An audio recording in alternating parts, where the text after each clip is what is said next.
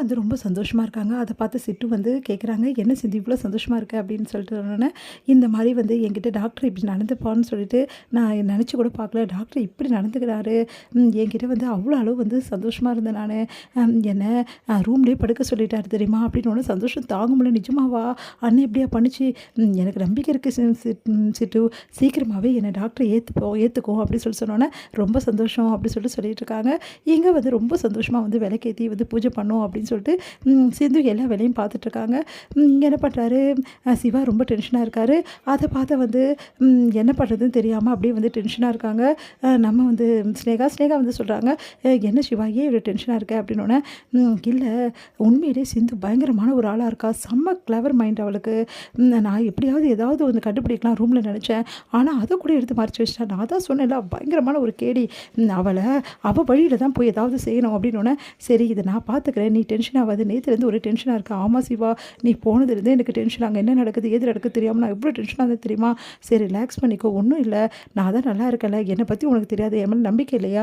நம்பிக்கை இருக்குது, இருந்தாலும் சரி நான் பார்த்துக்கிறேன் விடு அப்படின்னு சொல்லிட்டு போகிறாரு. இங்கே யோசிக்கிறாங்க ஸ்னேகா, இதை இப்படியே விடக்கூடாது, அந்த சிந்துக்கு ஒரு பாடம் போட்டி ஆகணும் அப்படின்னு சொல்லிட்டு யோசிச்சுட்டு என்ன பண்ணுறாங்க, நேராக மகாக்கு கால் பண்ணுறாங்க.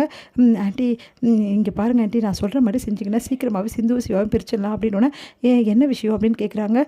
இந்த மாதிரி நான் கொடுக்குற ஃபார்மெட்டில் வந்து சைன் வாங்கிடுங்க. அது என்னதுமா அப்படின்னு, டைவர்ஸ் பேப்பர் தான் ஆண்டி. டைவர்ஸ் பேப்பரா? இது வந்து வீட்டில் தெரிஞ்சால் அதெல்லாம் பார்த்துக்கலாம் ஆண்டி, சிந்துவோட சைன் இருந்தால் போதும், எப்படியாவது சிவா கிட்ட சொல்லி சைனை வாங்கி நம்ம சப்மிட் பண்ணிடலாம். அப்புறம் என்ன, டைவர்ஸு மியூச்சுவலாகவே கிடச்சிடும். நிஜமாகவே கிடச்சிருமாமா? இவங்களுக்கு தெரியாமல் கண்டிப்பாக சிந்துக்கு தெரியாமல் வாங்கிடலாம். அதுக்கெல்லாம் ஆள் என்கிட்ட இருக்க ஆண்டி, நீங்கள் கவலைப்படாதீங்க. அப்புறம் என்ன, டைவர்ஸ் பண்ணணும்னு சிந்து எப்படி சட்டப்படி அங்கே இருக்க முடியும்? எப்படி சிந்து வெளியே போய் தானே ஆகணும். அதுக்கு தான் எல்லா ஏற்பாடும் நான் பண்ணிடுறேன், நீங்கள் சைன் மட்டும் வாங்கி கொடுத்துருங்க, அதை நான் பார்த்துக்கிற வீடு அப்படின்னு சொல்லிட்டு அவங்க பொண்ணை கூப்பிட்டு இந்த மாதிரி சிந்துக்கிட்ட எப்படியா சைன் வாங்கிடு அப்படின்றாங்க. அவங்களும் போயிட்டு இந்த மாதிரி ரேஷன் வந்து ஷாப்பில் வந்து உனக்கு பேர் சேர்க்கணும், அதனால் சைன் வேணும், கார்டில் சேர்க்கணும் அப்படின்னோடனே சரின்னு சொல்லிட்டு சிந்துவும் வந்து போட்டு கொடுக்குறாங்க. ஆனால் வந்து ஃபஸ்ட்டு டைம் போடும்போது கரெக்டாக விளக்கு வந்து அணைஞ்சிட்டதால் மறுபடியும் ஏற்றிட்டு போடுறாங்க. அடுத்து சாமி கும்பிட்றாங்க. ஐயோ இவ இப்படி பண்ணுறாளே, கண்டிப்பாக கொடுத்துருவாளா அப்படின்னு சொல்லிட்டு யோசிக்கிறாங்க. பார்த்தா போட்டு கொடுத்துட்றாங்க. கண்டிப்பாக என் பேர் வந்துடும்ல, உன் பேர் கண்டிப்பாக வந்துடும் அப்படி சொல்லிட்டு போகிறாங்க. வாங்கிட்டேன் அப்படின்னு ரொம்ப சந்தோஷப்படுறாங்க. இந்த விஷயத்தை ஸ்னேகா கிட்ட சொல்கிறாங்க. ஸ்னேகா அவ்வளோ சந்தோஷப்படுறாங்க. முதல்ல எனக்கு அனுப்பிச்சி வைங்க ஆண்டி அப்படின்னா, இப்போவே அனுப்பிச்சி வைக்கிறேன் அப்படின்றாங்க.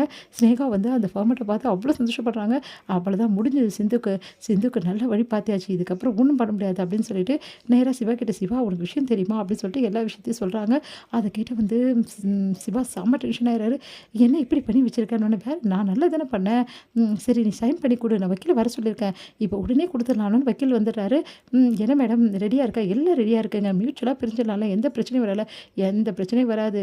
நான் எத்தனோ கேஸுக்கு ஆளே வராமல் வாங்கி கொடுத்துருக்கேன் டைவர்ஸ், அது இதே மாதிரி நான் வாங்கி கொடுத்துறேன், நீங்கள் கவலைப்படாதீங்க, சூப்பர் அப்படின்னு சொன்னேன். சிவா சீக்கிரம் சைன் போடு சிவா அப்படின்றாங்க. சைன் போடணுமா?